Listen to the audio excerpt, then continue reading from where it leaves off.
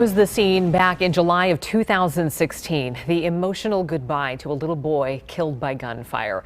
This funeral procession for 2-year-old Levante King Jason Jones shot while riding in a minivan in Minneapolis. Now, to date, his family still waits for justice, but a painstaking twist in the case. Developing tonight, this case against the boy's accused killer has been dismissed. Hi, everyone. I'm Amy Hockert. And I'm Kelsey Carlson. Levante's younger sister, Malia, was also hit by gunfire and survived. The children's mother learned today that the man who was supposed to go on trial next week will not go to court in this case. Fox 9's Paul Bloom joining us from Minneapolis with these developments. Paul?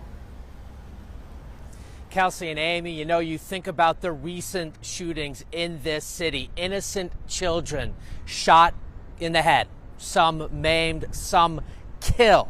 And now here is another family that, because of circumstances and an apparent lack of cooperation from witnesses, they will not see justice for the death of their 2-year-old. How can you witness the death, the shooting of a child, and not cooperate? I don't understand that. In an exclusive interview with me, Hennepin County Attorney Mike Freeman angry and disgusted, just hours after his office was forced to dismiss murder charges against Chris Welch in the 2016 shooting death of 2-year-old Levante King Jason Jones. Every one of God's children has a right to grow up and to have a home and have an education, and you get killed by some thugs running around your neighborhood shooting guns is preposterous. You may remember the little boy was killed when the minivan he was riding in with his dad and sister was struck by bullets at the intersection of Penn and Lowry Avenues North in a case that rocked the community. The rolling shooting, captured on nearby surveillance, appeared to confirm an exchange of gunfire between the children's father and Welch in a separate vehicle. Our Courtney Godfrey confronted Welch, who maintained his innocence shortly after the shooting. Were you involved at all? Not at all. Authorities, though, never bought Welch's story, eventually charging him with second-degree murder.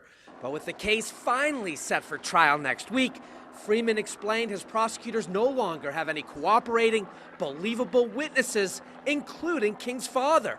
So they dismissed the case, meaning no justice for the little boy's loved ones. Please don't go back to the drawing board to look for a shooter. You absolutely believe Chris Welch pulled the trigger that day. Absolutely. But one of the reasons I wanted to talk about this case is witness after witness has either disappeared or been charged with a homicide themselves. What kind of credible witness is that? And we're seeing this phenomena occur too often, where people simply don't cooperate. Spoke to King's mother today. She's absolutely devastated and actually had tried her hardest to convince King's father to own up to what happened and to tell the truth in a courtroom, but he simply refused. As for Welch here, the presumed gunman, he is currently sitting behind bars here in the Hennepin County Jail, but he still has time on a federal prison conviction, so he won't walk away today. But yet no justice here for King's loved ones. We're live in downtown Minneapolis. Paul Bloom, Fox 9.